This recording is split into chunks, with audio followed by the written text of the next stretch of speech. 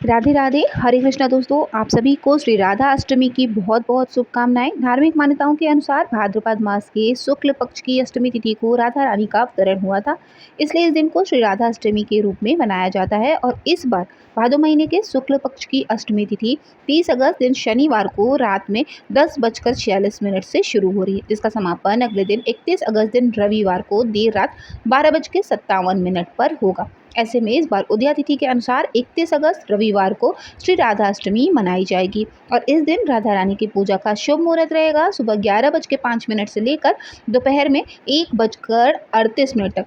लेकिन ध्यान रखिएगा, इस दिन भद्रा भी लग रही है और भद्रा का जो समय है सुबह 5:59 से लेकर 11:54 तक रहेगा। और इस बार भद्रा का वास स्वर्गलोक में रहेगा, इसलिए यह भद्रा अशुभ नहीं मानी जाएगी।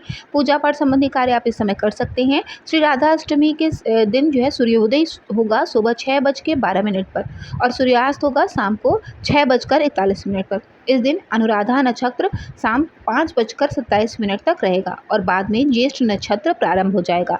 राहु काल रहेगा दोपहर में 4:30 से लेकर शाम को 6 बजे तक और अमृत काल सुबह 5:48 से लेकर 7:35 तक रहेगा। सुबह की पूजा आप चाहें तो सुबह इस समय कर सकते हैं। और श्री राधा अष्टमी के दिन सबसे विशेष बात यह होती है कि इस दिन केवल व्रत जो है दोपहर के समय तक ही रखा जाता है।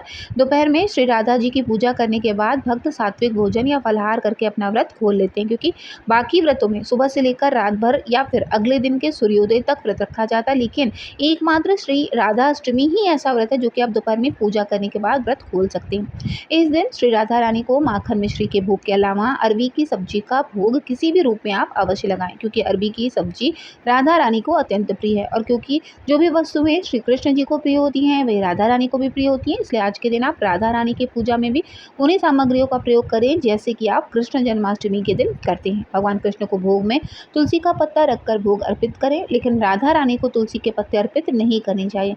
इस दिन धूप दीप जलाएं और श्री राधा जी के जन्म की खुशियां मनाएं।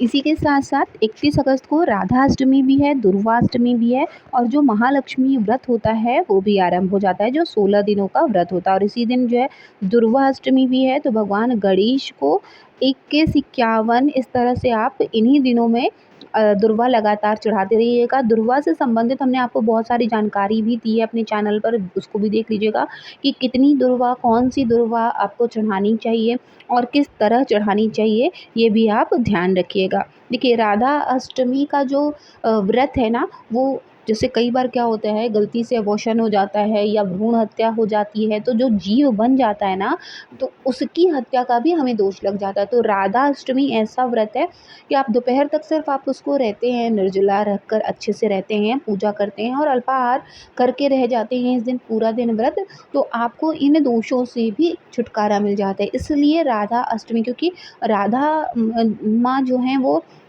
बहुत दयालु हैं और वो थोड़े से ही व्रत में बहुत जल्दी प्रसन्न हो जाती हैं, इसलिए जो है राधा अष्टमी पर अगर आप थोड़ा भी प्रयास करें, थोड़ा भी पूजन करें, तो आपको छोटे छोटे जितने भी दोष लगे हुए होते हैं इन सभी से मुक्ति मिल जाती है।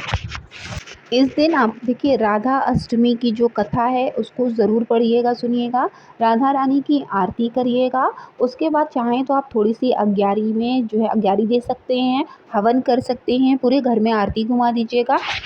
शाम के समय भी मुख्य द्वार पर दीप ज़रूर लगाइएगा और हो सके तो जितने भी पूजनीय पेड़ हैं उन पेड़ों के नीचे भी दीपदान ज़रूर करिएगा। माता तुलसी का भी उस दिन दीपदान शाम को ज़रूर करिएगा, ताकि आपको भगवान श्री हरि प्रसन्न होकर आपके घर में राधा रानी की कृपा हमेशा बरसने दें। तो आई होप आप सभी के लिए वीडियो बहुत यूज़फुल रही होगी। वीडियो अगर आपको अच्छी लगी हो तो प्लीज़ चैनल को ज़रूर सब्सक्राइब कर लीजिएगा। मिलेंगे नेक्स्ट वीडियो में, तब तक राधा रानी की कृपा हमेशा आप सभी पर बरसती रहे। ओम नमः शिवाय, जय माता दी।